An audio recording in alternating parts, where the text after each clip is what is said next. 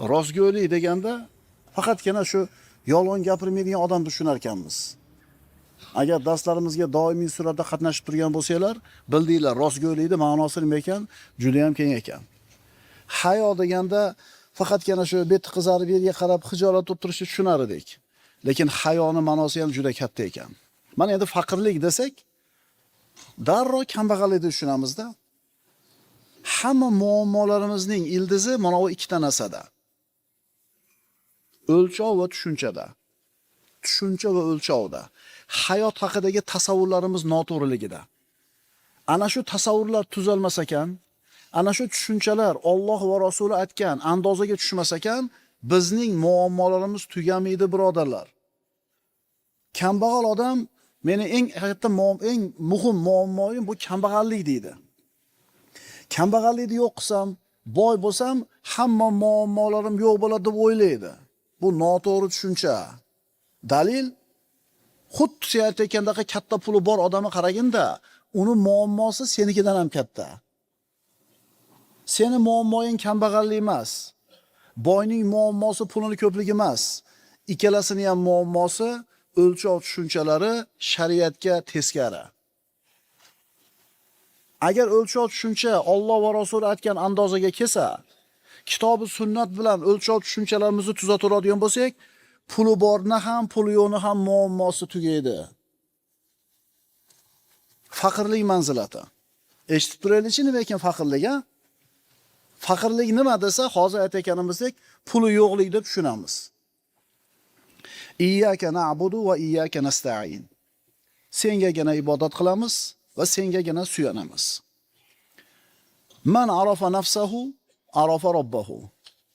Kim o'zini tanisa, Robbisini taniydi. Inson Robbisiga muhtoj qilib yaratilgan. Inson Robbisiga muhtoj. Inson Allohga muhtoj. Agar u Allohdan o'zini behojat bo'ladigan bo'lsa, o'zini qiladigan fe'l atvorining yomonligiga tushib qoladi. Alloh subhanahu va taolo butun borliqni inson zotiga bo'ysundirib berdi. Inson Allohga muhtoj. Har bitta narsada muhtoj. Agar shuni unutib qo'ysa, shu haqiqatni unutib qo'yadigan bo'lsa, g'ofil qolsa, aniq johillikka kirib qoladi. Johillik va ilm. Johil odam desa nimani tushunamiz biz? Savodsiz odamni tushunamizda. Ilmli odam desa, obrazovniy diplomi bor odamni tushunamiz. Qarang, yana kaltada tasavvurimiz. Bir inson 10 ta diplomi bo'lib johil bo'lishi mumkin. Bir odam o'qishni, yozishni bilmasdan turib ilmli bo'lishi mumkin. Qanday qilib? Agar sizning qo'lingizdagi 5 ta diplomingiz, 6 ta uchovni stepeningiz, ilmiy darajangiz sizni Allohni tanishlikka yetaklab olib bormagan bo'lsa, siz shariat nazarida johilsiz. Allohni tanimagan odam olim bo'la olmaydi. Endi maktabni o'qimagan, o'qish yozishni ham bilmas, lekin Allohni tanidi. Ma'ruza eshitdi, oyat alomatlarini kuzatdi, Allohni tanidi. Mana shu odam olim bo'ladi. Johillik. Johillikning eng yengil ta'rifi voqelikka xilof bo'lgan tasavvur, tushuncha, fahm. Voqelikka to'g'ri kelmaydigan narsa. Ya'ni aytilayotgan so'z, fikr, xulosa agar voqelikka to'g'ri kelmasa, voqelikdan boshqacha bo'ladigan bo'lsa, bu johillik bo'ladi. Buni misol bilan tushuntiramiz. Mana bu soat kumushdan yasalgan dedim men. Qarasangiz, yiltillab turibdi, haqiqatan kumushga o'xshaydi. Bu agar kumushdan yasalgan bo'lsa, bu ilm bo'ladi. Agar kumushdan yasalmagan bo'lsa, johillik bo'ladi. Yana aytyapsiz, bir cheni sutni yozni kunida optoga qo'yib qo'ysangiz, 2 kun tursa, hech narsa bo'lmaydi, achimaydi, deyildi. Bu gap voqelikka to'g'ri keladimi? Yo'q, demak johillik shu. Moturudiylar ahli sunna emas degan gap ham xuddi shunaqa gap. Mazhab kerak emas, hadisda o'zi bilan ketaveramiz biz deyishlik ham xuddi shunaqa gap. Mazhab kimga kerak emas? Kim hadis bilan yo'l tutib ketaveradi? Ha, shunaqa odamlar bor. Mushtahidlar. Siz bilan bizga o'xshagan avom xalq mazhabni ushlaydi, mazhabni fatvosi bilan ketadi, shunda adashmaydi. Tushundinglarmi? Voqelik haqida kelgan noto'g'ri xabar bu johillik bo'ladi. Misol bilan tushundinglar-a? Mana bu soat kumushdan yasalgan deyildi. Haqiqatan kumushdan yasalganmi? Yo'q, temirdan yasalgan. Demak, bu gap johillik bo'ladi. Bir chini sut 2 kun oftobda qolib ketsa, issiq kunda hech narsa bo'lmaydi degan gap ham g'ir johillik bo'ladi. Demak, voqelikka to'g'ri kelmagan so'z, voqelikka to'g'ri kelmagan fikr, xulosa, xabar bu johillik deyiladi. Seni birodar oldingda voqelik bor. Sen uni tan olasanmi, yo'qmi, yoqadimi, yoqmaydimi, achchiqmi, shirinmi, bu voqelik borligicha turibdi. Masalan, senga sovuq yoqmaydi. Havoni sovuq bo'lishi. Qish faslida turibsanmi? Turibsan. Voqelik sovuq. Sen yoz desang ham, kuz desang ham, bahor desang ham baribir sovuq. Ilmning ta'rifi. Ilm nima? Ilm bir narsani dalil orqali boricha idrok qilish. Bir narsani dalil orqali borligicha idrok qilish. Ya'ni bir chini sut optoga qo'yib qo'yilsa issiq kunda, 2 kunda achib qoladi. Bu narsani voqelik dalil bilan isbotlab qo'ydi. 2 kun turdi, dalil bo'ldi, achiganligi. Achidimi? Demak, mana shu dalil bo'ladi. Voqelik haqida kelgan to'g'ri xabar ilm deyiladi. Qaytaraman. Voqelik haqida kelgan to'g'ri xabar ilm deyiladi. Masalan, dollar degan valyuta bor. Hamma dollarda narxi bir xilmi qadri?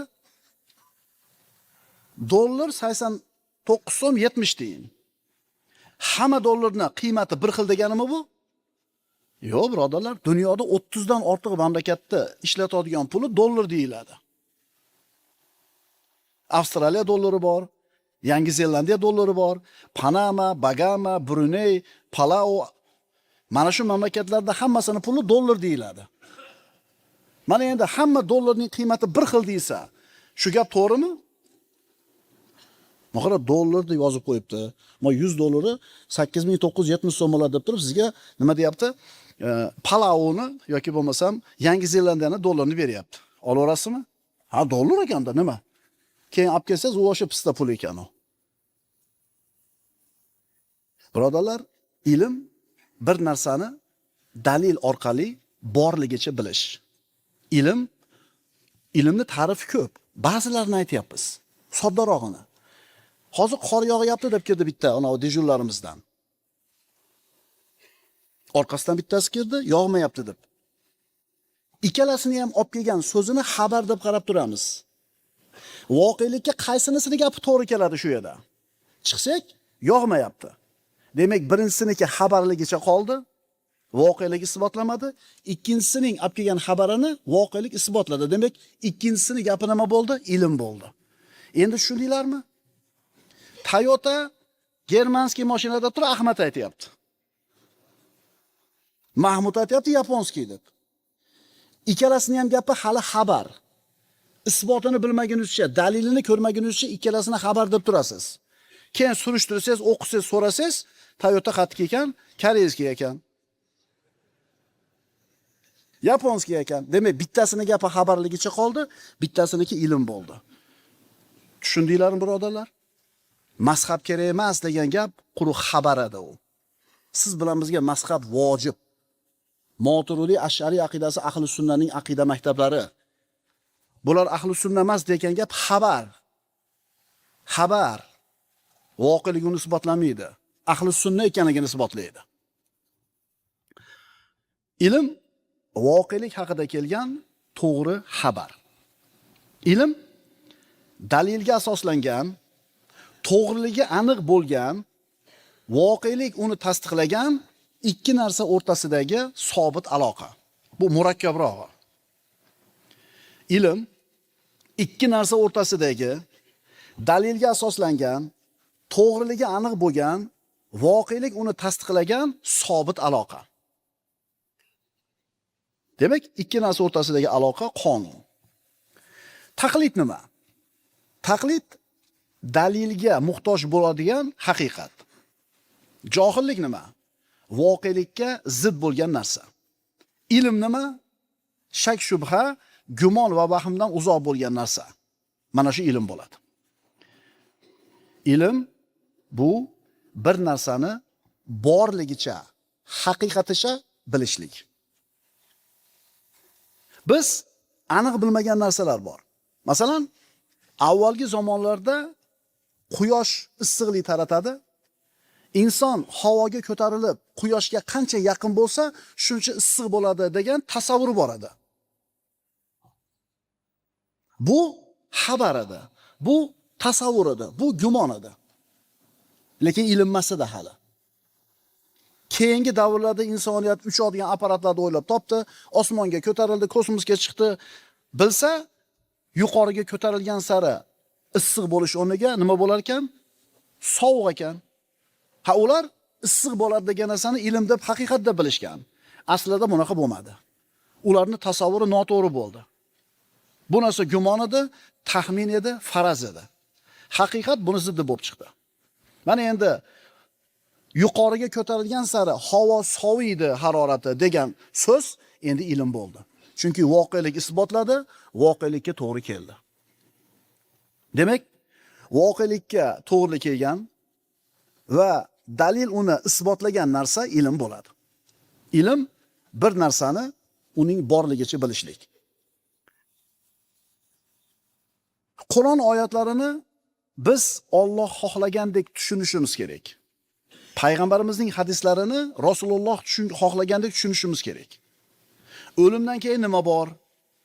Qo'limizdagi boyligimiz, davlatimizning haqiqati nima?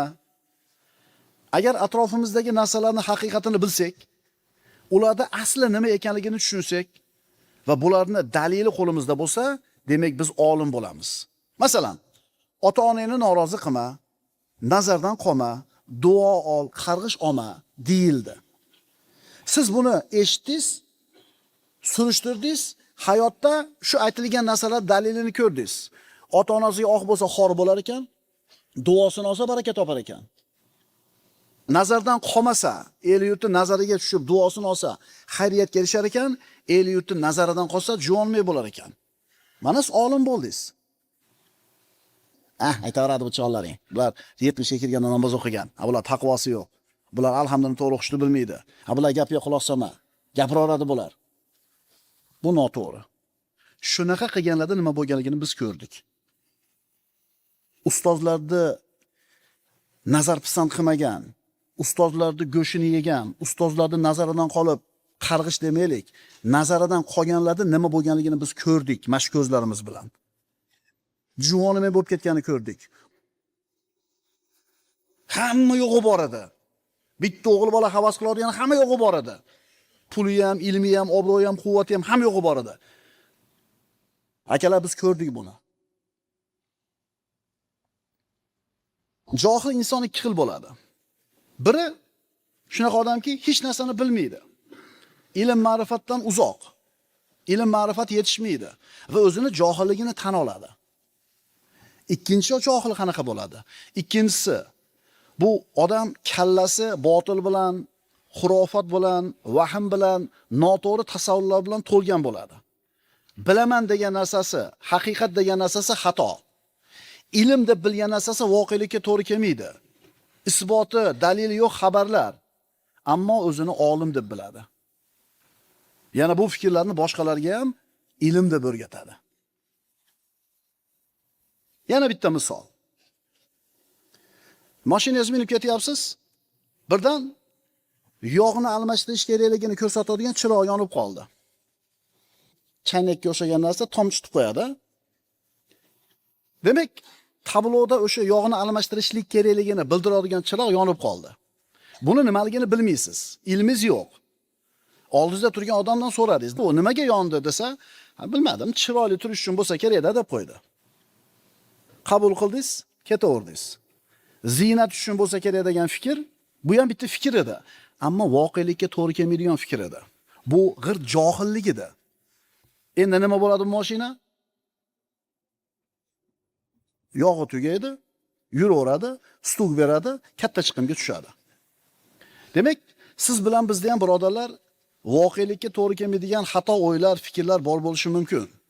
Bizda ham bir johillikdan bir nasiba bo'lishi mumkin. Agar mana shu xato fikr, tushunchalarni kallamizdan chiqarib yuborsak, demak biz olim bo'lamiz. Shuning uchun birodarlar, agar dunyoni istasak, ilmni lozim tutaylik. Agar oxiratni istasak, ilmni lozim tutaylik.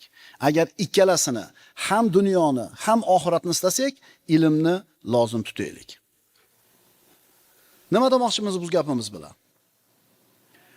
Ro'paramizda haqiqatlar turibdi. Bizga yoqadimi, yo'qmi? Bor. Ana shu haqiqatlarning eng kattasi va eng muhimi, sen Allohga muhtojsan. Sen Allohga faqirsan. Biz aytayotgan faqirlik mana shu. Alloh Qur'onda siz bilan bizga shunday deb xabar bergan. Ey odamlar, sizlar Allohga faqirsizlar, ya'ni Allohga muhtojsizlar. Ana shu Allohni tanimagan, o'zini tanimagan johil inson hayotda bir narsaga erishgan bo'lsa aytadiki, men buni dedi o'zimni qo'llarim bilan dedi, o'zimni mehnatim bilan qo'lga kiritdim. Menga hech kim yordam bermagan dedi. Sen Allohning bandasisan. Har bitta narsada, har bitta holatda Allohga muhtojsan.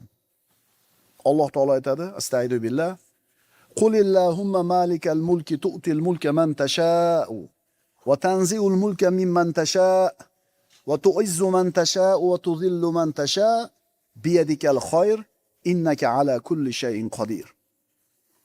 Ayting, ey mulki davlat egasi bo'lgan Allohim, sen istagan kishingga mulk ato qilasan. Istagan kishingdan bu mulkni tortib olursan. Istagan kishingni aziz qilursan. Istagan kishingni xor qilursan. Bor yaxshilik yolg'iz seni qo'lingda. Albatta sen barcha narsaga qodirsan. Diqqat qilinglar. Hamma narsa Allohning qo'lida. Miyangiz bor. Siz fizika, ximiya, astronomiya fanlari doktori bo'lishingiz mumkin. Dunyoni mana degan universitetlarida ta'lim olgan bo'lishingiz mumkin. Yillar davomida ilmiy izlanishlar qilib shu unvonga erishgan bo'lishingiz mumkin. Mana shunday turgan paytingizda Alloh taolo miyangizdagi bitta tomirni uzib qo'yadi. Bo'ldi. Bo'ldi. Endi hech kim emassiz. Alloh taolo aqlingizni shunday o'chirib qo'yadi, majnunsiz, jinnisiz. Hech kimga kerak emassiz. Kimning qo'lida miyangiz? Allohning qo'lida. Yuragingiz. Uni ishi qo'lingizdami o'zingizni? Oyoq qo'lingiz, boshqa a'zolaringiz siz ixtiyoringizdami? Qulillahumma malikal mulk. Ey mulki davlat egasi bo'lgan Allohim. Atrofimizda nimaki bor bo'lsa, tirikmi, o'likmi, qo'yiqmi, suyuqmi, hammasi Allohning mulki.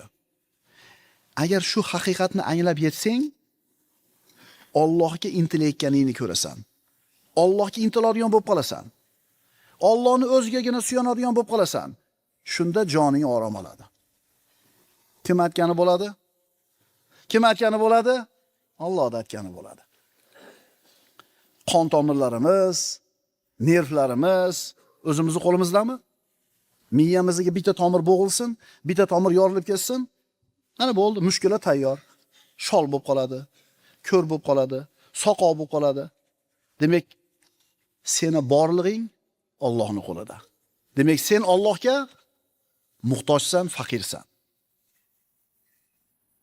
Haqiqat shuki, sen Allohga muhtojsan.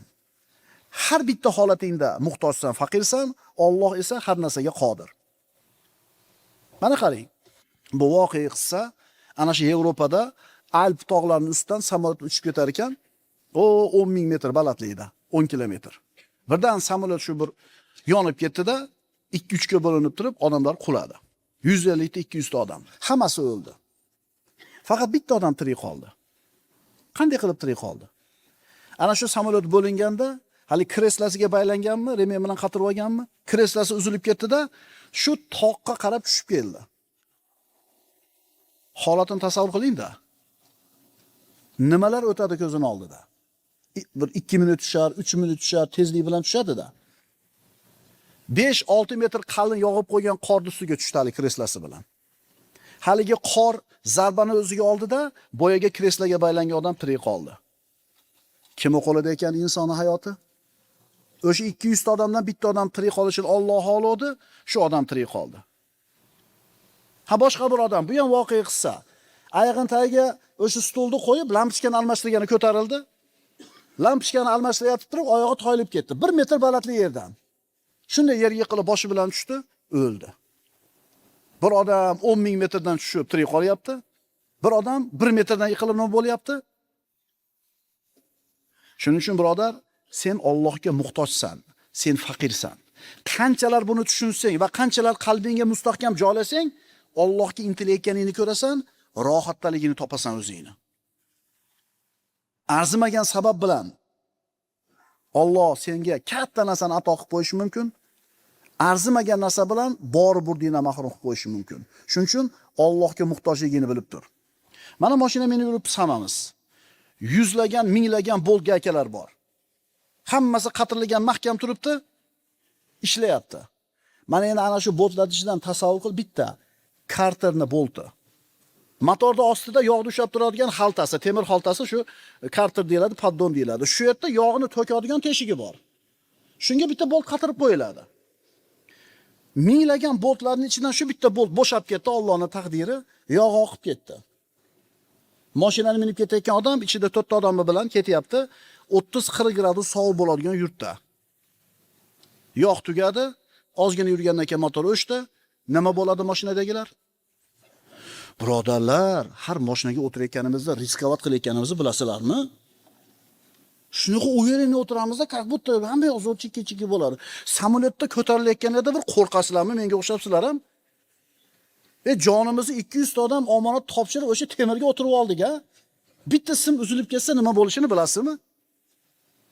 O'shuning uchun musulmon o'tiradi-da, bismillah, subhanallazi sakhkhara lana hada deb duo o'qishni boshlaydi.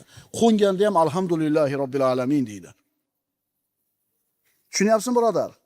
Inson bolasi o'zini atrofini, hamma yo'g'ini bir xil kuzatib turishlikka qodirmi? Yo'q. Shuning uchun har bir lahzasida Allohga muhtojligini nima qilib tursin, eslab tursin. Alloh shunday bo'lishini iroda qildi. Alloh o'ziga faqir bo'lishimizni xohladi va mana shu faqir bo'lishimiz bizni baxtli qiladi. O'zimizni ojizligimizni his qilishimiz, Allohga muhtoj ekanligimizni his qilishimiz, o'zimizni qo'limizda hech narsa yo'qligini bilishimiz bizni baxtli qiladi. Birinchi haqiqat. Sen faqirsan. Faqirning ma'nosi muhtojsan. Astagfirullah.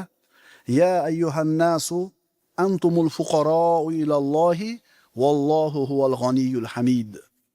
Fotir surasi. Ey insonlar, sizlar Allohga muhtojdirsizlar, faqirsizlar. Allohning o'zigina barcha odamlardan behojat va barcha maqtovlarga loyiq bo'lgan zotdir. Inson degan zot bormi? Boy bo'lsa ham, kambag'al bo'lsa ham Allohga muhtoj faqir. Olim bo'lsa ham, omi bo'lsa ham Allohga muhtoj faqir. Katta, kichik, erkak, ayol, mutlaq hammasi Allohga muhtoj va faqir. Ya ayyuhan nasu antumul fuqara'u ilallohi vallohu huval g'aniyyul hamid. Ey insonlar, sizlar Allohga muhtojdirsizlar. Alloh taoloning o'zigina behojatdir va maqtovga loyiq zotdir. Alloh azza va jalla mana oyatda insonlarning hammasini o'ziga muhtoj ekanligini aytayapti. Ey insonlar deyapti. Bu yerda musulmoni ham, kofiri ham, ateisti ham hammasi kirib ketadi. Mana shu oyatning nassi bilan birodarlar, bandaki bor Allohga muhtoj. Mana shu muhtojligi, Allohga faqirligi bandani foydasi uchunmi, zarari uchunmi? Demak, inson zaif, inson muhtoj, inson Allohga faqir. Uni faqir bo'lishligi, Allohga muhtoj bo'lishligi, uni foydasimi, zararimi? Birodarlar, foydasi. Agar banda o'zini faqirligini, Allohga muhtojligini tan olsa, albatta baxtli bo'ladi. Bizni dunyoda saodat topishimizning asosiy sabablaridan bittasi o'zimizni Allohga muhtoj ekanligimizni tan olishimizda, Allohga faqirligimizda. Ya'ni agar siz o'zingizni zaifligingizni tan olib, Allohga faqir ekanligingizni tan olsangiz, Robbingizga intilasiz. Robbingizga yaqin bo'lishga harakat qilasiz. Robbingizni rozi qilishga harakat qilasiz. Endi ibodat qilib, Allohni rozi qiladigan ishlarni qilib, Allohga yaqin bo'lar ekansiz, bu narsa sizni saodatli qiladi. Bandani dunyoda, oxiratda saodat topishi Allohga yaqin bo'lishligiga bog'liq. Endi yaqin bo'lishligiga biz aytayotgan faqirligi sabab bo'ladi. Inson Allohdan qancha uzoqlashsa, shuncha shaqovatga botib boradi. Shunchalar baxtsiz bo'ladi. Dalil. Alloh taolo Toha surasida marhamat qiladi. Astagfirullah. Va man a'rada an zikri fa inna lahu ma'ishatan donka. Kim mening eslatmamdan yuz o'girsa, bas uning uchun tanglik hayoti bo'lur. Eslatma nima? Eslatma Qur'on, eslatma din, eslatma shariat. Inson Allohdan yuz o'girsa, o'zini olib qochsa, Allohdan uzoq bo'ladigan bo'lsa, mana oyatda aytayapti, uni hayoti tang bo'ladi. Demak, biz o'zimizni Allohga faqir ekanligimizni, muhtoj ekanligimizni tan olsak, intilamiz Allohga yaqin bo'lishlikka. Allohga yaqin bo'lar ekanmiz, saodat topamiz. Endi inson o'zini Allohdan behojat bilsa-chi, meni muhtojligim yo'q Allohga, men behojatman desa-chi, Allohdan uzoqlashadi.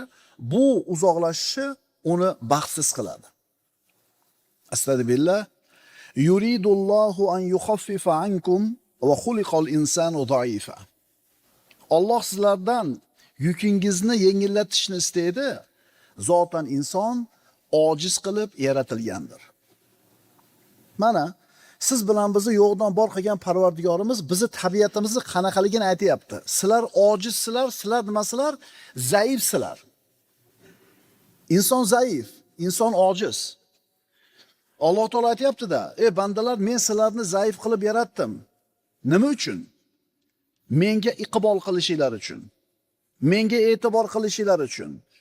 Menga iltijo qilishinglar uchun. Mendan madad so'rashinglar uchun. Agar Alloh taolo insonni zaif emas, quvvatli qilib yaratib qo'yganida, Allohga mana shu ojizligi, faqirligi bo'lmas edi. Allohga uni yaqin qiladigan sabab bo'lmas edi. Endi o'zini behojat bilgandan keyin ikki dunyoda baxtsiz bo'lar edi. Agar sizlarni behojat qilib, kuchli quvvat qilib yaratib qo'yganimda, sizlar mana shu kuch-quvvatinglarga ishonib turib, suyanib turib, mendan uzoq bo'lardinglar, shu bilan baxtsiz bo'lardinglar.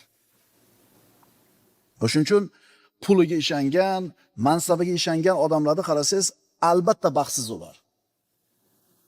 O'sha puliga, mansabiga ishondi, Allohga ishonmadi, Allohga suyanmadi. Mana bizni zaif qilib Alloh yaratibdi. Bu bizni foydamiz. Buni tushunishimiz uchun bir misol keltiramiz. 50 ming dollarga bir stanok oldingiz. 50 ming dollarga katta stanok olib keldingiz, sexingizga o'rnatdingiz. Ana shu stanogingiz kuchli ishlangan, lekin bitta qismi, bitta joyi zaif qilingan, atayin. Nima deyiladi u joyi? U yerda nima turadi? Predahnitel turadi. 50 ming dollarga olgan stanogingiz kuyib qolmasligi uchun tokni kuchi ko'tarilib tushganda, o'ynaganda tokni kuchi ana shu predahnitelga kuch keladida, shu yerda uzib qo'yadi. Shu predahnitel kuyib qoladi, shu bilan 50 ming dollar stanogingiz omon qoladi.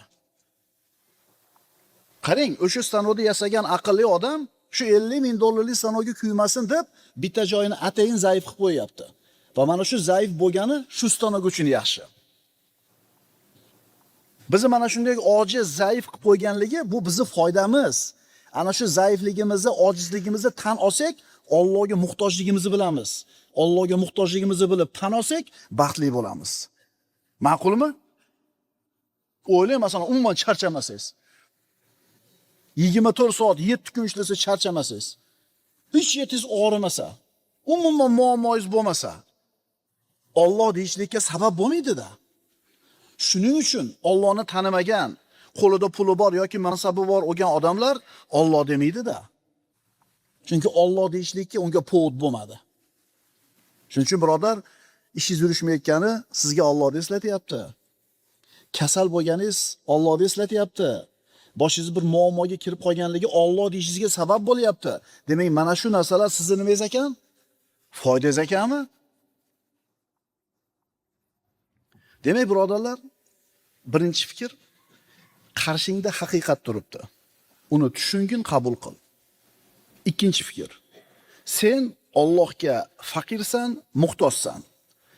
Qabul qilasanmi, qilmaysanmi, tan olasanmi, tan olmaysanmi, bu fakt. Uchinchisi, faqirlik, sening faqirliging, Allohga muhtojliging seni saodatli qilish uchun qilindi. Allohga faqirliging, muhtojliging seni saodating uchun, dining uchun, dunyo uchun va oxirating uchun kerak. Demak, kerak ekani zaiflik. Faqirlik, muhtojlik, uni ma'nosi. Har bitta odam faqir, muhtoj. U kim bo'lishidan qat'iy nazar. Bizni odamlarni kallasidagi tasavvur faqirlik deganda. Faqatgina shu qo'li kalta, puli yo'q, tirikchiligi og'ir bo'lgan odam. Topishi oz, doim yetishmovchilikda zo'rg'a kun kechirayotgan odam. Bu odamlarning tasavvuri. Mana ko'rdinglar-ku, rostgo'ylik deganda odamlarning ko'pchiligi yolg'on gapirmaydigan odam deb tushunadi. Lekin mana darslarimizda aytdik, rostgo'ylikning ma'nosi juda keng ekan. Yoki hayo dedik mana. Hayo desa odamlar faqatgina shu yerga qarab turadigan, beti qizaradigan, odamlarga tikka gapira olmaydigan odam deb tushunadi. Bu eng past ko'rinishi hayoni. Hayoni ham ma'nosi juda ham keng ekan. Endi xuddi shunga o'xshagandek birodarlar, faqirlikning ham ma'nosi katta. Odamlar o'ylayotgan faqat puli yo'q odam faqir emas. Hamma faqir Allohga. Nafs ulamolari aytayapti, sen har qancha katta boy bo'l, har qancha katta mansabdor bo'l, baribir Allohga faqirsan, muhtojsan. Masalan, Alloh taolo senga shunday bir kasalni berib qo'yadi, dardni. Dunyoni hamma pulini sarflasang ham uni nima qila olmaysan, ketkiza olmaysan. Bir olim aytadi, tabibning huzurida o'tirdim. Tabib unga qo'ng'iroq chalinib qoldi. Telefonni ko'tardi. Narigi tomondagi odamga tabib aytayapti. Natijalar keldi qo'limga, ko'rdim. Bolangiz kasali, bu o'sha kasalning oxirgi bosqichida ekan. Hech qanaqa umid yo'q. Narigi tomondagi odam, qayerga desiz olib boraman. Nech pul desiz beraman. Har qanaqa narsangizga roziman, muhayyo qilaman. Yo'lini qiling. Tabib aytayapti, uzr birodar. Bu yerda tabobat meditsina ojiz, umid yo'q dedi. Endi buni eshitib turgan boyaga olim aytayaptiki, titrab ketdim deydi. Qo'lida shuncha katta dunyosi bo'lib turib, bitta bolasini tuzatib olishlikka imkon topmadi. Birodalar, shunaqa bir musibatlar bor. Agar Alloh shuni ustiga solib qo'yadigan bo'lsa bir bandani, hech kim yer yuzidagi hamma odamlar ham yig'ilib tuzatib qo'ya olmaydi. Mana Steve Jobs, ko'p aytdik. O'sha Apple kompaniyasining asoschisi 7 milliard dollar pulni topib, qoldirib ketaverdi. Oshqozon osti bezini raki sababidan ketaverdi. Saraton. 7 milliard dollar, birodarlar, o'ylab ko'ringlar. U butun больницani, u doktorini, hamma yo'g'ini sotib olishga kuchi yetadi. Ancha-muncha davlatni sotib olishga kuchi yetadi. Shuncha pulni topib, hech narsa qila olmasdan ketaverdi. Demak, birodarlar, pul hamma yo'lda hal qilib beradi degan tushuncha noto'g'ri ekan. Hamma muammoni Alloh hal qilib beradi. O'zi nima muammo kelayotgan bo'lsa, Allohdan uzoq bo'lganligimiz uchun keladi. Ko'p qaytaramiz, oyatni ko'p aytamiz. Nima musibat kelsa, o'zingizlar qilgan ish sababli keladi, deyapti Alloh. Ha, siz Allohga muhtojligingizni, faqirligingizni tan oling, Allohga intiling, Allohga yaqin bo'ling, shu muammo bo'lmaydi. Shuning uchun inson yuksalishini xohlaydigan bo'lsa, ko'zi ochilishini xohlaydigan bo'lsa, haqiqatni topishni xohlaydigan bo'lsa, o'zini Allohga muhtojligini tan olsin. Pulim bilan hamma yoqda hal qilib yuboraman, tanishlarim bilan har qanday mushkullarni hal qilib qo'yaman degan odam g'irt johil ekan. Bu odamning tasavvuri, tushunchalari noto'g'ri ekan. Muhtoj emasman, quvvatliman deyapsanmi? Ha, xo'p. Yeyotgan oshingdan bitta guruch o'tib ketib qoladi. Napas yo'liga. Kimga telefon qilib ulgiysan? Klapan ochildi, yopilmay qo'ydi. Klapan ochiladi, bilasiz, yutinganda oshqozonga, qizilo'ngachga ketadi ovqat. Yutunib bo'lganingizdan keyin klapan oshqozonda yo'lini yopadi, havo o'pkaga ketadi. Mana klapan deylik, o'pkani yo'lini to'sdi, oshqozonda ochdi. Keyin yopilmay qoldi. O'pkaga havo o'tmay qoladi. Kimga zavono qilib ulgiysiz? Qaysi pulingizni borib ushlashga ulgiysiz? Aytingchi, bir dona gurucha agar yolg'iz bo'lsa ketali odam. Biz mo'minlar, birodarlar, Allohga muhtojligimizni, Allohga faqirligimizni tan olamiz. Ana Steve Jobsni ko'ring, 7 milliard dollarni qo'yib ketaverdi. Yoki ana 20-asrning eng kuchli sportchisi degan unvonni olgan. Kim edi? Muhammad Ali. Men hammadan buyukman degan edi. Men eng buyukman degan edi. Nima bo'ldi? Haqiqiy kuch-qudrat egasi birodarlar Alloh taoloning o'zi. Sen bandasan. Ana shu zotga muhtojligingni, faqirligingni tan ol. Alloh xohlasa bir lahzada bir odamni gadoga aylantirib tashlaydi, millionerni. Alloh xohlasa milliarderni bir sekundda gadoga aylantirib tashlaydi, xohlasa ana shu gadoy odamni milliarderga aylantirib qo'yadi. Voqea qissa. Arab o'lkalaridan birida bir katta bir zavod fabrikalari bor, boy odam, katta boy odam g'arbda yashamoqchi bo'ldi. Bu voqea qissa. Hamma zavodlarini, fabrikalarini sotdi, hamma ko'chmas mulkini sotdi, pulni qo'liga yig'di. Rejani tuzdi, falon mamlakatga boradi g'arbga. Shu pulni tijoratga, ishlab chiqarishga tikadi. Shu yerda lekin nima qiladi? Mazza qilib yashaydi. Pulni olib bordi, bankka joyladi, o'tkizdi. Keyin o'sha yoqqa ko'chib borgandan keyin haligi raqamini ochib qarasa, bir tiyin ham puli yo'q. Qani pul desa, shu bankda va odamlari, bankda turganlar raqamini terayotgan paytda shot raqamini, shotini, raqamlarini terayotganda bitta raqamga adashib ketgan. Hamma yo'g'i ketdi. Kim qildi bu ishni? U bankda ishchi atay qilgan emas, Alloh shunday qildirib qo'ydi. 6 o'rniga 7 ni bosib qo'ydi-da. Yoki 7 o'rniga 8 ni bosib qo'ydi, bo'ldi. Bo'ldi. Pul yo'q. Endi qayerga boradi? Men to'ra olimga uy qilib qo'yganman. Zo'r qilib tekis qilib qo'yganman hamma yo'g'ini.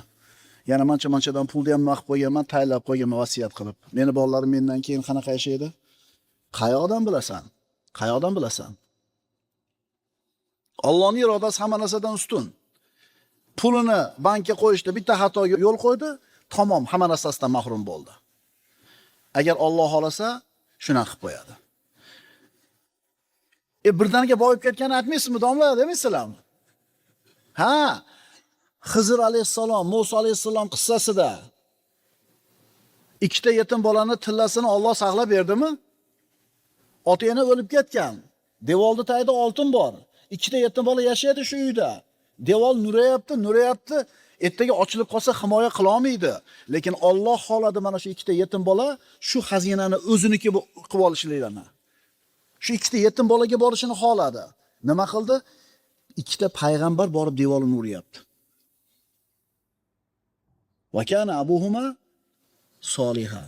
Nimaga buni qildik deganida, bu ikkita bolani, yetimni ota-onasi solih odamlar edi deydi. Ana bola-chaqangizni kelajagini xohlaysizmi?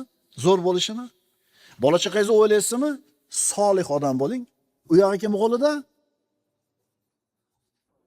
Sizni bugun mansabga qo'yganlar ertaga olib ham qo'ya oladi. O'shuning uchun mansabda o'tirgan bo'lsangiz nima qilmang? Katta ketmang. Bu mansabni berganlar olib ham qo'ya oladi. Bu boylikni bergan Alloh olib ham qo'ya oladi. Bu zehnni, bu quvvatni, bu chiroyni bergan Alloh olib ham qo'ya oladi. O'shuning uchun nima qilib turing doim Allohga? Faqirligingizni tan olib eslatib turing. Boy bo'lsang ham faqirsan, olim bo'lsang ham faqirsan, omma bo'lsang ham, shoh bo'lsang ham, gado bo'lsang ham Allohga faqirsan. Ajibda, oshqozon ichak kasalliklari bo'yicha professor bo'lgan odam Allohning taqdiri ayni shu kasal bilan, oshqozon ichak kasali bilan ketadi. Agar faqat insonni o'zini qo'lida bo'lganida bu ishlar boshqa kasal bilan boshqa kasalga chalinardi, bu kasaldan ehtiyot bo'lish yo'lini bilar edi-yu. Shuning uchun qoida, agar inson o'zini Allohga faqir deb bilmasa, Alloh uni adabini berib qo'yadi.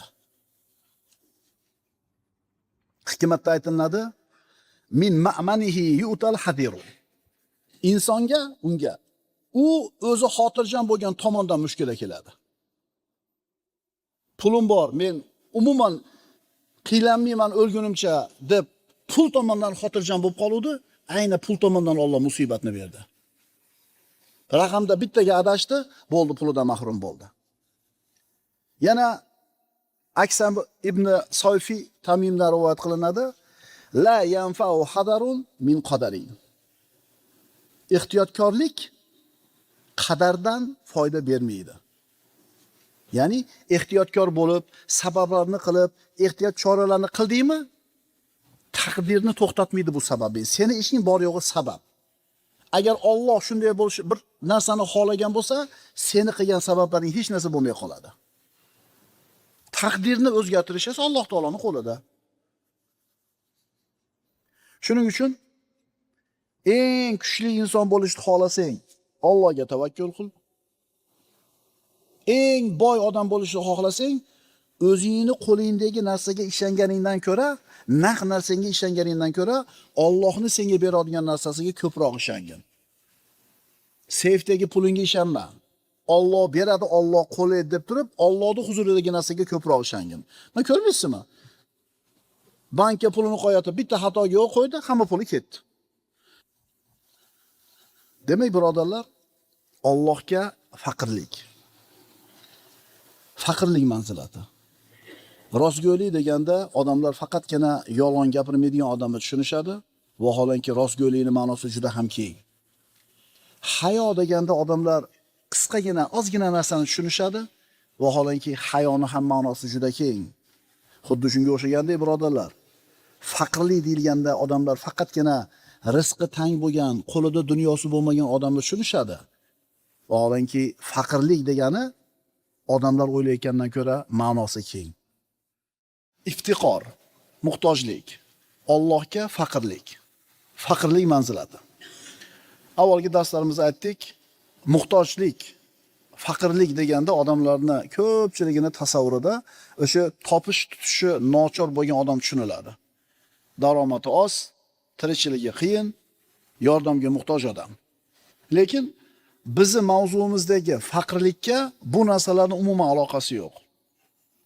Chunki biz aytayotgan faqirlik bu shunday faqirlikki, Allohga bo'lgan faqirlik. Hamma faqir. Alloh taolo Qur'onda aytib qo'ydi, astagfirullah, ya ayyuhan nasu antumul fuqara'u ilallohi vallohu huval g'aniyul hamid. Ey insonlar, sizlar Allohga muhtojdirsizlar. İnsanlar deb Alloh mutlaq aytdi. Millat qanaqa? Qaysi zamonda yashagan? Olimmi, omimi, boymi, kambag'almi, erkakmi, ayolmi? Inson degan nomi bormi? Tamom. Bu Allohga muhtoj bo'ladi. Allohni yolg'iz o'zigina behojat va maqtovga loyiq bo'lgan zot. Demak, biz aytayotgan faqirlik odamlar o'ylayotgan faqirlik emas. Biz qachon o'zimizni ojizligimizni va Allohga muhtoj ekanligimizni his qilamiz? Qachon? Ikkita holatda. O'zimizni kimligimizni tanisak va Allohning kimligini tanisak. Man arafa nafsahu, arafa robbahu. Kim o'zini tanisa, keyin Robbisini taniydi. ikki xil holatda o'zimizni Allohga muhtoj ekanligimizni bilamiz. Birinchi holat, o'zimizni kimligimizni taniganimizdan keyin, ikkinchisi Allohning qanday zot ekanligini bilganimizdan keyin. Allohni bilish, tanish. Birodarlar, Alloh taoloni tanishlik, ma'rifatning 3 ta yo'li bor. Birinchisi tafakkur qilish, ikkinchisi o'qish, uchinchisi nazar solish. Birinchisi tafakkur qilish. Koinotga qarang, tafakkur qiling. Mana shunday mukammal suratda yaratilgan tabiatni yaratuvchisi bo'lgan zot zaif bo'lishi mumkinmi? Yo'q. Zaif bo'lsa buni qilib yarata olmas edi. Tafakkur qiladigan bo'lsak, bu koinot siz bilan bizga birodarlar Allohning ishlarini xabarini beradi. Allohning fe'llari siz bilan bizga o'zini Allohni tanitadi. Allohning ishini kuzating. Bir danaga boyni faqirga aylantirib qo'yapti. Bir danaga boyni faqirga aylantirib qo'yapti. Mana kechagi darsimizda aytdik. Bori burdini sotdi o'sha boy. Falon mamlakatga borib yashayman degan niyatni qildi. Biznes planni tuzdi, bankka pulni qo'ydi, o'sha mamlakatga borib turib, shu pulni chiqarib tijoratini yurgizmoqchi edi. Lekin ana shu bankka qo'yishlikda, raqamlarni terishlikda bitta raqamga adashuvdi, bir lahzada gadoga aylandi. Allohning ishlarini qarang. Bir lahzada boyni gadoga aylantirib qo'yapti. Bir lahzada gadoyni boyga aylantirib qo'yapti. Bir lahzada aziz, hurmatli bo'lgan odamni bir zumda xor qilib qo'yapti. Va aksincha, xor bo'lib turgan bandani bir zumda aziz, mukarram qilib qo'yapti. Yusuf alayhissalom qissasi. Nima aloqasi bor bugungi mavzumizga? Yusuf alayhissalom akalari xorlab quduqqa tashlab ketishdi, o'lsin deb. Quduqqa tashlab ketishdi akalari. Uni yo'lovchilar quduqdan chiqarib olib, qul qilib sotib yuborishdi. Ana xor bo'ldi. Odamlar xor qilyapti. Vazir sotib oldi. Uyiga olib keldi. Balog'atga yetgandan keyin husni chiroyi ochilib, ko'zga ko'rinib qolgandan keyin shu vazirning ayoli zinoga taklif qildi. Yusuf alayhissalom o'zining iffatini saqladi. Vazirning ayoli xor qilib qamatdi. Qamoqda o'tirdi bir necha yil. Va Alloh taolo o'zi xohlaganida aziz qilishlikni vazirga aylantirib qo'ydi. Aytyapmiz, Alloh xolasa bir lahzada azizni xor qilib qo'yadi, xorni aziz qilib qo'yadi. Shuni bilsangiz, Allohning shunday qudrat egasi bo'lgan zot ekanligini bilsangiz, Allohga muhtojligingizni his qilasizda. Keyin bu qissani oxirida vaqt o'tib, Yusuf alayhissalom vazirlik martabasida, maqomida bo'lib, ko'chada o'zini ayonlari bilan ketib borar ekan, vazirning ayoli uni ko'rib nima dedi? Toat sabablik qullarni podshohlikka ko'targan va ma'siyat sababli podshohlarni qullarga aylantirgan zot har qanday ayb va nuqsondan pokdir dedi. Avvalgi darslarimizda birodarlar aytib o'tdik. Inson yoshi bir joyga borganda, hayotiy tajribalar to'planganda, boshidan issiq sovuq o'tgandan keyin ancha mulla bo'lib qoladi. Endi yoshi bir joyga bordi, 80 ga kirdi, 70 ga kirdi, ko'p narsalarni tushunib yetdi. Tajribali bo'ldi. Ammo endi foydasi yo'q bu tajribalar, chunki ketadigan paytga yaqinlashib qoldi. Endi shu tajribalarni ertaroq bilganda qana bo'lardi? Foyda olarmidi shu tajribadan, ilmdan? 80 ga kirgandan keyin aytadiki, ustozim to'g'ri aytgan ekan. Vaqt ko'rsatdi shu narsani. O'shanda domlami aytganini mahkam ushlamagan ekanman. Estikina umrim atteng bekorga ketdi deydi. Domlalar aytayapti ustozlarimiz. Bu jamoatlar islom hovlisiga tikilgan kapalar degan edi Olodin domlamiz. Mana shu guruhlar, oqimlar haqida so'raganimizda islom hovlisiga tikilgan kapalar degan edi. Bu kapalarga kirishlik to'g'ri emas degan edi. Yoshi 70 ga borgan, hayotiy tajribasi katta bo'lgan, ulkan islomiy diniy ilmlar egasi bo'lgan ustozimiz shu gapni aytganda, kim shu tajribani olgan bo'lsa yutdi, kim quloq solmasdan o'zim bilaman, aqlliman degan bo'lsa yutkizdi. Biz ko'zimiz bilan ko'rdik. Mana endi 80 ga kirgandan keyin boyagi tajribalarga ega bo'lgan odam ancha ilmli bo'ldi, ammo bu tajribani unga endi foydasi yo'q. Uylanib, ayolini tarbiyalaguncha, oilasini tartibga keltirguncha ancha qiynalib, adabini yeb qolgan odam aytgan ekan. Mendan avval uylanganlardan ham xafaman, mendan keyin uylanadiganlardan ham xafaman. Uylandi, ayolini, oilasini tartibga keltirguncha ancha qiynaldi, adabini yedi, tajribali bo'lib qoldi. Endi shuna deyapti. Ha nimaga o'zingdan burungilardan xafasan?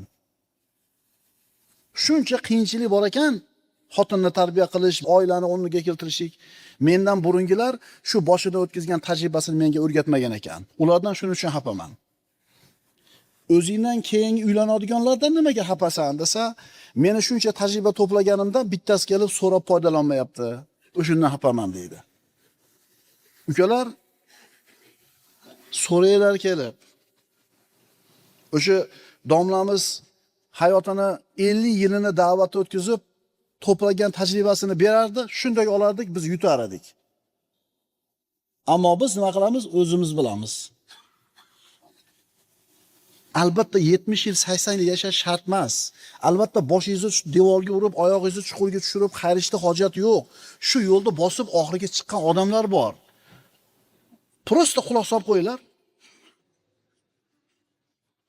Shuning uchun birodarlar, biz agar Allohning kalomini o'rgansak, Payg'ambar alayhisolamning sunnatini o'rgansak, nimaga ega bo'lamiz? Haqiqatlarni ertaroq bilib olamiz. Endi qancha erta bilsak shu haqiqatlarni, undan foydalanishlik imkon bo'ladi. Demak, eng asosiysi birodarlar, haqiqatlarni munosib vaqtda anglab yetish kerak. Munosib vaqtda anglab yetishlik kerak. Mana Firavun ana robbukumul a'la degan edi. Men sizlarni eng katta robbiylar deganim. Mendan boshqa iloh yo'q sizlar uchun degan edi. Banu Isroilni chaqaloqlarni so'yib o'g'il bolalarni, qiz bolalarni tirik qo'ygan edi. Keyin Alloh uni halok qilib cho'ktirdi. Cho'kayotganda nima dedi? Banu Isroil iymon keltirgan zotga men ham iymon keltirdim, men ham musulmonlardanman dedi. Mana tushundi haqiqatni. Mana ilmli bo'ldi. Haqiqatni angladi. Kalima keltirdi. Faqat qachon? Qachon? Cho'kayotibmi? Boshqa chorasi qolmagandami? Yer yuzini eng katta kofiri iymonga keldi, faqat qachon va qaysi holatda? Unga iymon foyda bermaydigan paytda. Alloh qabul qildimi? Alloh uni nochorlikda aytgan kalimasini qabul qildimi? Yo'q. Astagfirullah. Al-an va qad asayta qablu va kunta minal mufsidin. Endimi? Alloh aytayapti. Endimi? Axir sen ilgari shu paytgacha itoatsizlik qilgan va buzg'unchi kimsalardan bo'lgan eding-ku. Imtihonga kirdi talaba, bilet tushdi qo'liga, oldi, o'qidi, javobni bilmadi. Imtihondan o'ta olmadi, qabul bo'lmadi. Endi chiqdi tashqariga, o'sha savolni javobi qaysi kitoblarga borib topib o'qidi. Endi boyagi savolga javobni biladi. Endi bu bilimini foydasi bormi? Yo'q, vaqt o'tdi. Shuning uchun yoshligida, kuch-quvvati o'ziga yetarli bo'lib turganda, hayotini avvalida iymon foyda keltiradigan paytda inson kitobi sunnatni mahkam ushlaydi yoki qarib munkunlab qo'lidan hech narsa kelmay, hech narsa yaramay qolgandan keyin, bir oyog'i go'rga osilib qolgandan keyin nima qiladi? Afsus, nadomat chekadi. Buni foydasi yo'q. Yana bir karra. Haqiqatlarni tanib ol. Oq-qorani ajratib ol. Aqling, zehningda xato xurofotlarni chiqarib tashla. Johillikdan qutulgin. Johillik nima edi? Noto'g'ri ma'lumotlar, noto'g'ri fikrlar, noto'g'ri tushuncha tasavvurlar, johillik, noto'g'ri falsafalar edi. Bir odamning qo'lida 5 ta diplomi bo'lishi mumkin. 5 ta universitetni bitirgan. Lekin mana shu 5 ta diplomi Allohni tanishlikka uni olib bormagan bo'lsa, qiyomatda borligini tushunishlikka, payg'ambarda haq ekanligini tanishga olib bormagan bo'lsa, bu odam shariatimizda johil deyiladi. Birinchi fikr.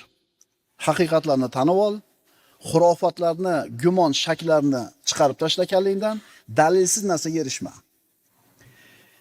Qarangda, i'rifil haqqo ta'rif ahlahu deyiladi. Haqni tanib ol, keyin kim haq egasi ekanligini bilasan. Haqni tanigin, keyin haq ahllarini taniysan.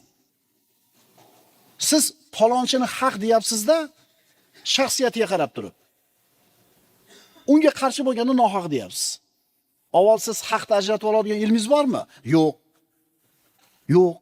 O'shuning uchun biladigan odamlardan nima qiling? So'rab aniqlang. Avval haqni tanib ol, yana kimni haqda turganligini tushunasan. Ikkinchi fikr. Musulmon kishi hayotga real qaraydi. Boricha qaraydi. Boricha qabul qiladi, boricha ko'radi.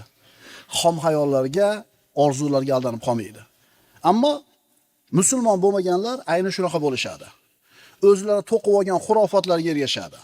Orzu xayollarga berilib ketishadi. Nima emish? Inson hech kimga muhtoj emasmish. Ular e'tiqodida. Inson mutlaq erkinmish. Inson uni taqdiri o'zini qo'lida emish. Inson o'zini baxtini o'zi yaratarmish. Men nimaga erishgan bo'lsam deydi Xudo tanib etgan. Mana shu mehnatim bilan, qo'llarim bilan erishdim deydi. Alloh yo'q ularning hisob kitobida. Inson tamomiy xur emish. Taqdiri o'zini qo'lida emish. Yo'q birodar, inson qul. Inson qul. Inson faqat savob, gunoh ishni qilishda xur, ixtiyorida. Mana bu ishni qilamanmi, mana bu ishni qilamanmi? Shuni ixtiyor qilishlikda xur. Mana shu imtihon. Lekin natijasi baribir uni qo'lida emas. Bilasizmi inson nimalarga qul? Issiq, sovuq, ob-havo insonning ixtiyoridami? Yo'q. Demak, inson issiq sovuqning quli. Shart-sharoit uni qo'lidami hammasi? Yo'q. Shart-sharoitning quli. Yo hozircha oshna bora olmayman, nimaga? Hozir yo'lda to'sib qo'yibdi. Yo bo'lmasam pervolga qor yog'ib qo'yibdi. Ha-na, hozir karantin biriga chiqarmayapti. Shart-sharoitning quli ekanmi yo xur ekanmi? Boylik, kambag'allik uni ixtiyoridami? Yo'q, demak buni ham quli. Sog' kasal bo'lishchi? Uni ixtiyoridami? Yo'q. Inson xur emas. Allohni tanimagan odam insonni mutlaq xur. Taqdiri o'zini qo'lida, baxtini o'zi yaratadi. Bekaladi 5 tasini aytibsan. Kerak bo'lsa, bitta tuprigini yuta olmaysan. Qaysi hunarda tanlashda xur ixtiyorida, qaysi ishni qilishlikda xur ixtiyorida. Shunda ham bu ishlarning natijasi uni qo'lida emas. Hamma ko'chirgan ko'chatimiz ham tutib ketavermaydi-yu. O'sha qiylanib yotlagan Qur'onimiz vaqtida kelmay ham qoladi-ku kallaga. To'g'rimi? Oshimiz doim bir xil damlanadimi? Yo'q, tushuninglar, inson qul. Inson qul, hurmas. Musulmon odam hayotga uni boricha qarab ko'radi. Allohga muhtoj deb biladi o'zini. Allohga faqir deb biladi. Mana shu hayotga real qarash bo'ladi. Alloh saqlasin. Masalan, shunaqa bir bemorlar bor, aqli zaif. Ustida kiyim turishini xohlamas ekan, yetib tashar ekan, yalang'och turishni xohlar ekan. Jasadini qarasiz, tekis, oyoq qo'li, figurasi hamma o'g'onida, lekin Alloh aqlini olib qo'ygan. Uni aqlini ishlab turishiga kim qo'lida ekan? Shunaqa espas odamlar bor, nima ekaniga qaramaydi. Yuragi uryapti, ko'zi ko'ryapti, hamma o'g'onida, ammo aqli chatoq. Shuning uchun siz bilan biz aniq bilib olaylik. Ey banda, sen Allohga faqirsan, muhtojsan. Aqlingni ishlab turishida, a'zolaringni ishlab turishida Allohga muhtojsan.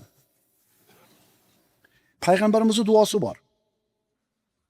Wala takilna ila anfusina tarfata aynin wala aqalla min zalik ya arhamar rohimin. Duoni qarang. Muhammad alayhisolamning duosini qarang. Parvardigor, ey rahimlilarning rahimlirog'i bo'lgan zot, bizlarni ko'z ochib yumguncha yoki undan ham qisqaroq vaqtga o'zimizni holimizga tashab qo'ymagin. Bir sekundda 3 yo 4 marta ochib yopasiz ko'zingizni, bilasizmi? Bir sekundda 4dan 1 muddat. Shunaqa qisqa muddatga ham bizni tashab qo'yma. Biz senga shunaqa muhtojmiz. Chunki aytyapmiz-ku, bitta guruchni yutayotganingizda klapani ushlab qoladi, bo'ldi, ketdingiz.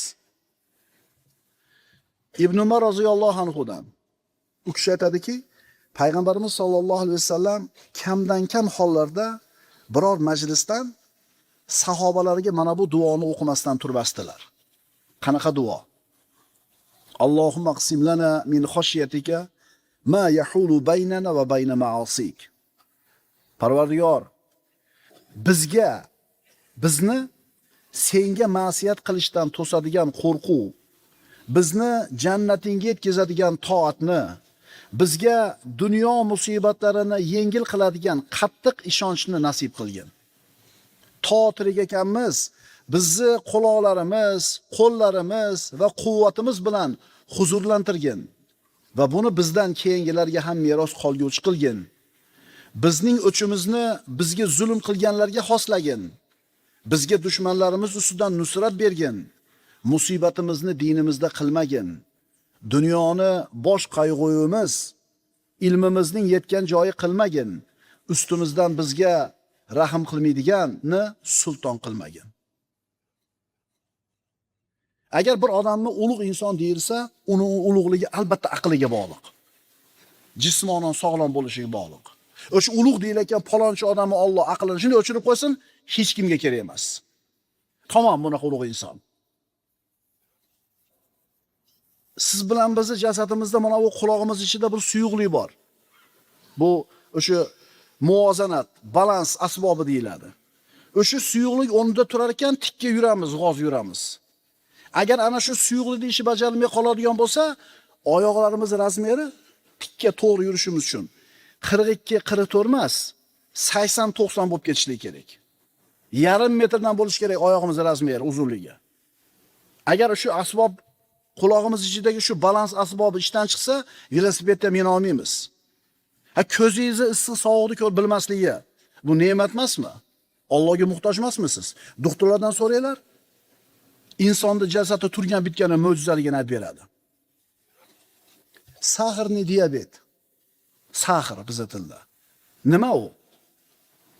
Adasdan to'lab qo'yasizlar doktorlar.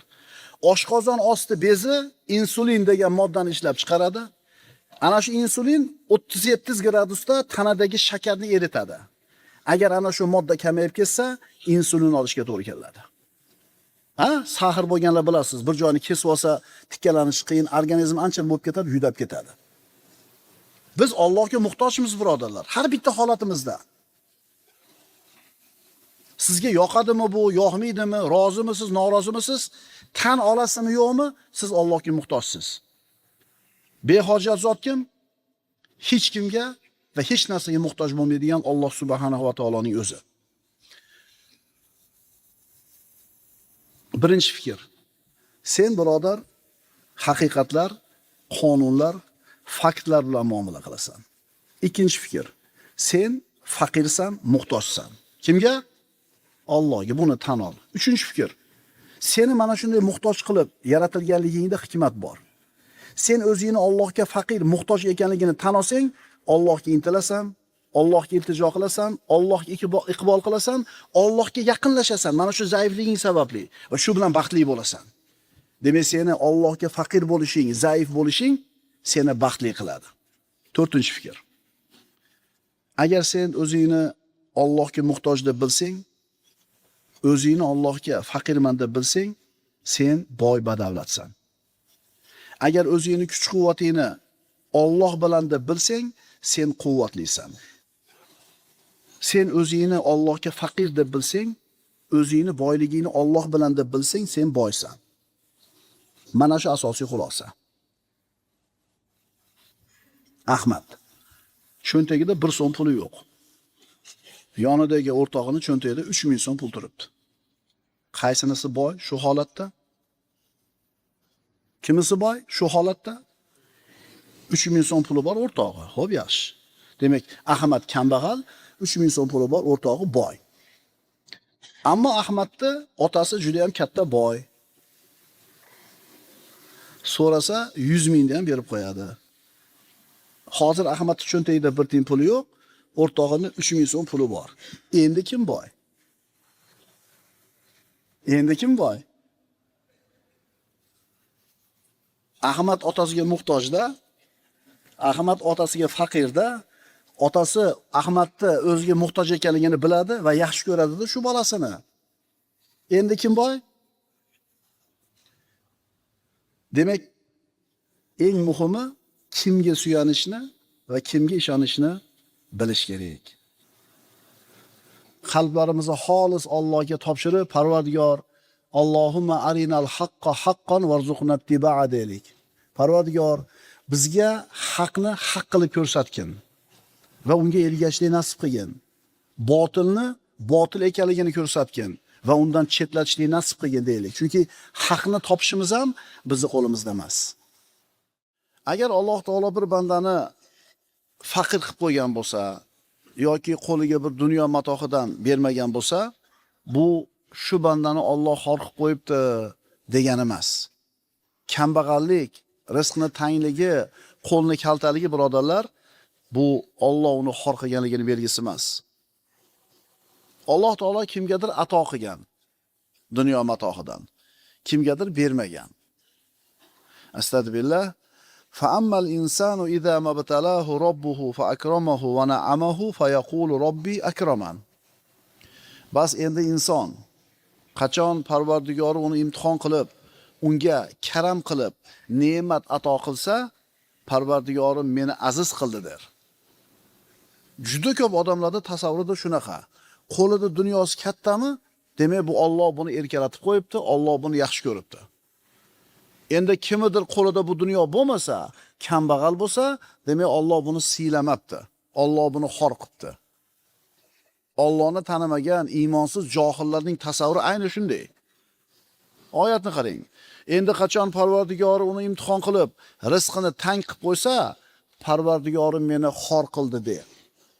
Alloh taolo kalla deyapti. Yo'q, unaqa emas. Berganim mukofot, bermaganim jazo emas. Boy qilib qo'yganim, ikrom ko'rsatganim, kambag'al qilib qo'yganim, jazolaganim emas. Ato qilishim sinov, man qilishim shifo. Alloh taolo bergani, boy qilgani bu sinov. Bermagani shifo. Nimadan shifo? Gunohdan. Puli ko'p bo'lmagan odam gunoh qilgani imkoniyati kaltaroq bo'ladi, boy odamdan ko'ra. Endi Alloh bir bandaga shu dunyo matohini katta qilib beribdi, boy qilibdi. Alloh senga ato qilgan bir narsani Allohning toatiga sarflayotgan bo'lsang, u ne'mat deyiladi. Alloh bergan narsani toatga sarf qilmasang, u ne'mat deyilmaydi. Tushunarliga? Boy qilib qo'ydi, boyligingiz Alloh rozi bo'ladigan joyga sarflanayotgan bo'lsa, bu ne'mat deyiladi. Boy qilib qo'ydi. Endi bu boyligingiz Alloh norozi bo'ladigan joyga sarflanayotgan bo'lsa, bu ne'mat deyilmaydi, balki jazo deyiladi. Birodarlar, bizning e'tiqodimizda boylik, mol va davlat sinov deyiladi. Qaytarib aytamiz. Allohning yo'lida, Allohning rozi bo'ladigan ishlarida boyligini sarflasang, bu ne'mat mukofot. Boyligini Alloh norozi bo'ladigan gunoh ma'siyatga sarflasang, bu jazo bo'ladi. Xotin mukofotmi, jazomi? Xotin mukofotmi, jazomi? Agar xotinni Allohning toatiga boshlasangiz, u mukofot. Agar o'zini holiga tashab qo'ysangiz, jazo. To'g'rimi? To'g'rimi? Agar siz Allohni tanitib, Allohdan qo'rqishlikka o'rgatsangiz, o'zingiz dinni diyonatingizda mahkam tursangiz, shuni siz hayotingizda ko'rsa, xotin ham ergashib Allohdan qo'rqar edi. Shuning uchun qo'liga katta boylik berilgan insonni ko'rgan paytda buni hayoti zo'r demang. Qarang, u boyligi nimaga sarflanyapti? Qayerdan topyapti va qayerga sarflayapti?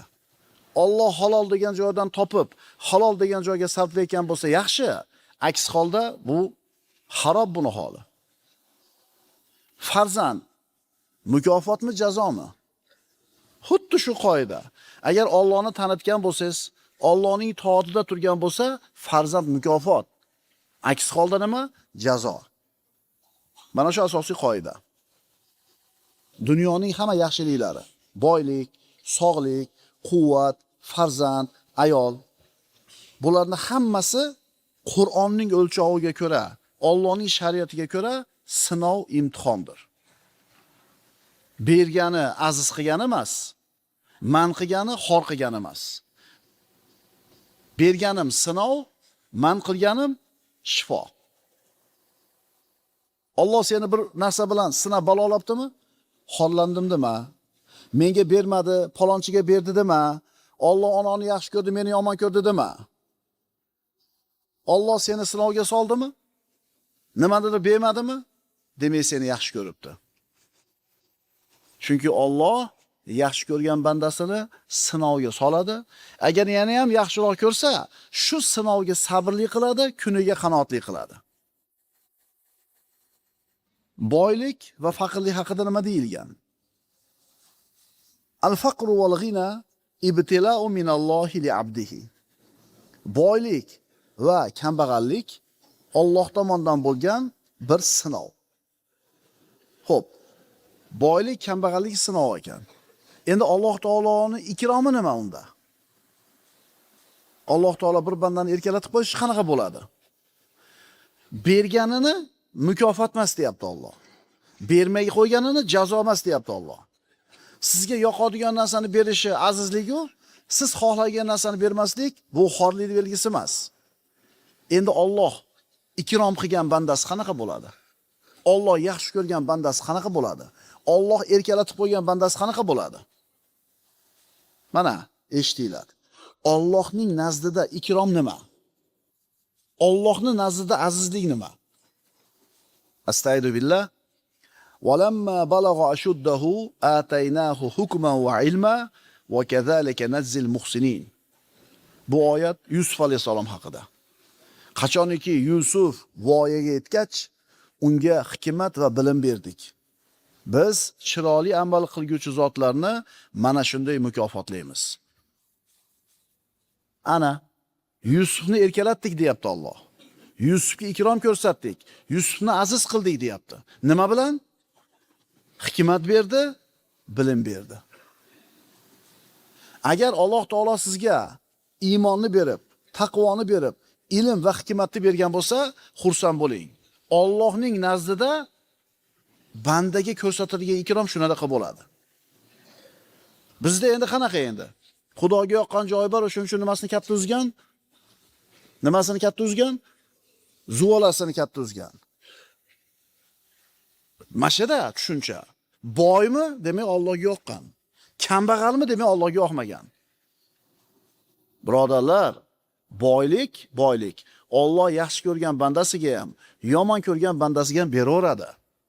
Ammo iymonni, taqvoni, ilm va hikmatni faqat o'zi yaxshi ko'rgan bandalarga beradi. Usmon ibn Affon juda katta boy odam bo'lgan. Abu Lahab ham boy bo'lgan. Abdurrahmon ibn Avf juda katta badavlat odam bo'lgan. Abu Jahl ham kambag'al bo'lmagan. Umayyad ibn Xalaf ham mana kofir.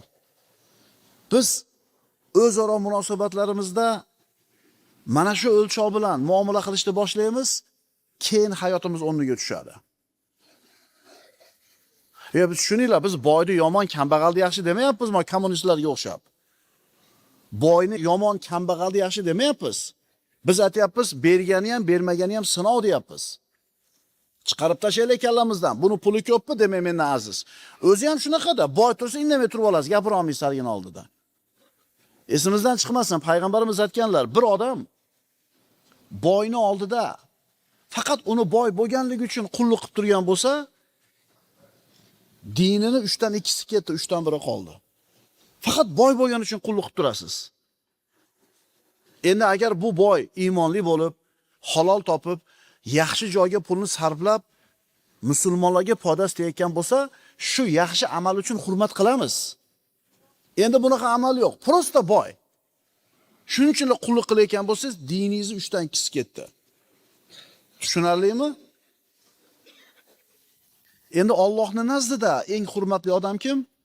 Astagfirullah. Inna akramakum indallohi atqakum. Sizlarning oralaringizda Allohga mahbubroq bo'lganingiz, hurmatliroq bo'lganingiz, taqvodorrogingiz. Mana Qur'onning o'lchovi. Kim Allohdan ko'proq qo'rqayotgan bo'lsa, ko'proq amal qilayotgan bo'lsa, shu odam Allohga boshqalardan ko'ra mahbubroq. Mana shu o'lchov tushunchalarni birodarlar tuzatishimiz kerak. Bu qachongacha g'arbdan, sharqdan kelayotgan fikrlar bilan yashaymiz. Bu boymi Alloh siylabdi, kambag'almi Alloh yomon ko'ribdi degan bu fikrlardan voz kechishligimiz kerak, lozim va lobut bo'ladi. Chunki dinimiz mana siz bilan bizga boylik bilan kambag'allikning nima ekanligini bayon qilib beryapti. Allohning nazdida eng hurmatli bandani ko'rmoqchimisan? Allohning nazdida kim hurmatli ekanini bilmoqchimisan? Unda qara. Mustaqim bo'lgan, dinida mustahkam turgan odam mana shu banda Alloh uchun eng suyukli banda.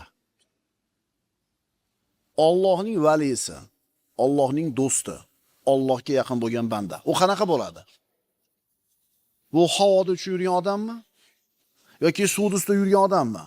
Yo'q.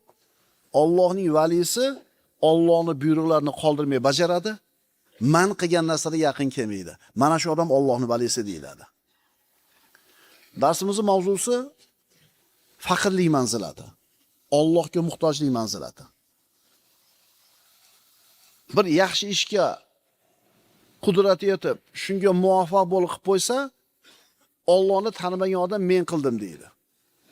Men faloncha pulni sarflab qo'ydim, anavi ishni men hal qilib qo'ydim. Allohni tanigan odam nima deydi? Allohning fazli bo'ldi. Mana shu mushkullarni hal bo'lishini Alloh xohlagan ekan, meni shunga nima qildi? Sabab qildi. Men demaydi musulmon odam. G'asson arablaridan bo'lgan mana Jabala. G'asson bu nasroniy arablar bo'lgan payg'ambarimiz davrida, juda katta qabila bo'lgan, Rum imperiyasini ittifoqchilaridan bo'lgan. Mana endi Umar ibn Xattob davrida bu G'asson iymonga kelgan, iymonga kelib bo'lishdi. Ana shu G'assonning amirlaridan bo'lgan Jabala ismli kishi Makka ga haj qilgani keldi. Haj qilib ketar ekan, islom deganga qabul qilgan, lekin hali ham johiliy tushunchalar bilan yashayapti. Tavof qilayotgan paytda bir sahroyi yigit, kambag'al yigit etagini bosib oladi, beqasd. Haligi ridosi yelkasidan tushib ketadi. Shunday qaradi, qarasa bitta oddiy odam. Bir urib bunini pachaqlab tashadi. Hali yigit nima qiladi? Javob bera olmaydi. Xalifaning oldiga bordi, Umar ibn Xattob. Mana bunday ish bo'ldi, burnimni pachaqladi. Uni chaqirtirdi xalifa. Keldi. Ha, beadablik qiluvdi. Nima qildim? Adabini berdim dedi. Haqqimni oldim dedi. Amir al-Mu'minin nima dedi? Qarang, musulmonman deyapti. Makka ga kelib haj qilyapti. Lekin baribir tushuncha eskicha, johiliy. Modomiki tirnoqlaringda uni qoni turar ekan, uni rozi qilasan dedi. Jabal aytdiki, "Ey Amir al-Mu'minin" dedi. "Qanday qilib?" dedi. "Men arshi toj bo'lsam, u ko'chadagi odam bo'lsa, qanday qilib yulduzni yerga sajda qilishiga rozi bo'lasiz?" dedi. Amir al-Mu'minin nima dedi? "Oho, bu johiliyatda injiqligu kibr shamolimi?" dedi. "Ha, biz bu narsani ko'mib tashlaganmiz. Ustiga yangi imorat qurganmiz. Bunda qullar va hurlar barobar" dedi. Jabala ko'nmadi bunga. "Men sizni oldingizga kelib iymon keltirsam, sizni oldingizda aziz mukarram bo'laman deb o'ylagan edim. Agar bunaqa bo'ladigan bo'lsa, meni shunga tenglab qo'yadigan bo'lsangiz, men diningizga murtadman" dedi. "Diningizdan chiqib ketaman" dedi. Xalifa aytdi, "Unday bo'lsa bo'yniga qilich uriladi" dedi. Tushunarlimi? Bergani mukofotlagani, bermay qo'ygani jazolagani emas. Kambag'allar, puli yo'qlar, u ham odam, siz ham odam. Sizni holatingiz qiyomatda unikidan ko'ra yengilroq bo'ladi. Chunki pulingiz yo'q. Imtihoningiz oson bo'ladi. Kambag'al faqat qiyomat kuni xursand bo'ladi kambag'al bo'lganiga. Boy faqat qiyomat kuni pushaymon yeydi, qo'lida katta dunyo bo'lganiga. Agar solih amallarga sarflamagan bo'lsa. Agar birov o'zini mana shunaqa katta tutsa, boshqalardan bir baland tutadigan bo'lsa, kekkaysa, kibr qilsa, atrofdagilarga u aziz bo'lib, quvvatli bo'lib ko'rinadi. Musulmon unaqa bo'lmaydi. Musulmon odam doim o'zini Allohga muhtoj deb biladi. O'zini Allohga zor, faqir ekanligini tan olib turadi. Musulmon odam kamtar bo'ladi. Shuning uchun yaxshilab bilib olaylik.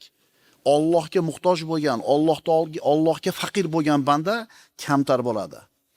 Kibr musulmon odamga yarashmaydi. Yana aytiladi. Alloh taolaga faqirlik uning avvali bor, oxiri bor. Allohga bo'lgan muhtojlik uning zohiri bor, botini bor. Uning avvali Alloh uchun hoksorlik, oxiri esa Alloh bilan aziz bo'lishlik. Muhammad Mustafa sallallohu alayhi vasallam siz bilan bizga ibrat bo'lgan zot. Allohning eng suyukli bandasi. Makka mukarramani fath qildilar 8-hijriy yilda. 13 yil Makkada mushriklar aziyat berdi payg'ambarimizga. 8 yil ular bilan jangu jadallarda payg'ambarimiz ko'p kurashdilar. 21 yil deganda Makka mukarramani fath qilib, g'olib qo'mondon bo'lib tuyasini ustida kelyaptilar Makkaga. Mana endi 21 yillik mehnat mashaqqatdan keyin bu Makkani fath qilgan qo'mondon mana shunday to'shini ko'tarib, gavdasini ko'tarib kirmadilar. Shuncha mehnat qildik, shuncha jangi jadal qildik. Mana endi biz g'olib bo'ldik deb kekkayib kirmadi, balki nima qildilar? Shunday engishib keldilarki, tuyasida o'tirib, soqoli yoki sallasi deyiladi, tuyasining o'rkachiga tegib turadi deydilar. Vaholanki Muhammad alayhissalom erishgan sharafga yer yuzida hech kim erishgan emas. Shunday bo'lsa ham o'zini Allohga hokisor tutdi, o'zini faqir bildi. Shuning uchun agar siz o'zingizni Allohga hokisor tutsangiz, odamlarning ko'zida darvishga o'xshab ko'rinasiz, to'g'ri? Agar Allohga o'zingizni muhtoj deb bilsangiz, o'zingizni faqir deb bilsangiz, u uchun kamtar bo'lsangiz, avvalingiz odamlarning ko'ziga xor bo'lib ko'rinishi mumkin, lekin oxir azizlik bo'ladi. Sha'ning ulug' bo'ladi, birodar. Odamlarga muhabbatli bo'lasan, haybatli bo'lasan. Kimdir qo'lida millionlari bo'ladi, ammo doim faqir. Nima uchun faqir u? Millioni bor u. Sababi bor. Sababi nima edi? Kambag'al bo'lib qolishlik xavotiri bor. O'shuning uchun kambag'al u. Eslang, 10 ming dollar bo'lsa yetadi degansiz. 10 ming dollar bo'ldi. Yetdimi? Yo'q, yana 10 ming yetmadi. Endi 20 ming bo'ldi pulingiz. Endi 50 ming yetmadi. Ha? Tanish manzarami? Eshitganmizni shu gapni gapirganlardan. Qo'lida millionlagan puli bor odam agar Allohga faqir, Allohga muhtojligini tan olmasa, doim faqir bo'ladi. Nima uchun? O'shuncha yetmay turaveradi-da. Bunaqa odamlar kambag'al bo'lib qolmay degan g'am sababli kambag'al bo'ladi. Bunaqa odamlar kasal bo'lib qolmay deb qo'rqqanidan, xavotir olganidan kasal bo'ladi. Payg'ambarimiz aytganlar: "Anta min xawfil faqri fi faqrin." Sen kambag'al bo'lib qolish qo'rquvi sababli kambag'alsan. Kambag'al bo'lib qolishing qo'rquvi bormi senda? Demak sen kambag'al bo'laverasan. Demak, birodarlar, Allohga faqirlik, Allohga muhtojlik avvali bor, oxiri bor. Albatta buni oxiri azizlik bo'ladi. Sen agar Allohga o'zingni muhtoj deb bilsang, nima bo'ladi? Boshqa hamma narsadan behojat bo'lasan. Odamlarning eng boyiga aylanasan. Haqiqiy boy kim? Allohga haqiqiy muhtoj bo'lgan odam. Allohga haqiqiy muhtoj bo'lgan odam haqiqiy boy odam. Shuning uchun Ali ibn Abi Talib aytadi: boylik va faqirlik deb ozgina sukut qildi. Boylik va faqirlik ba'dal ardi alalloh dedi. Allohga ro'baro bo'lingandan keyin ma'lum bo'ladi. Qiyomat kuniga Alloh taoloning oldiga borganimizda hisob kitob bo'lgandan keyin ko'ramiz kim haqiqiy boy bo'lgan, kim haqiqiy kambag'al bo'lgan. Birodarlar, bu dunyoning hayoti vaqtinchalik. Boyni boyligi ham bir necha yil xolos. Kambag'alligi ham bir necha yil xolos. Chunki unisi ham bunisi ham nima bo'ladi? O'ladi. Qiyomat kunida Alloh taologa ro'baro bo'lgandan keyin bilinadi kimi boyligi, kimi kambag'al ekanligi.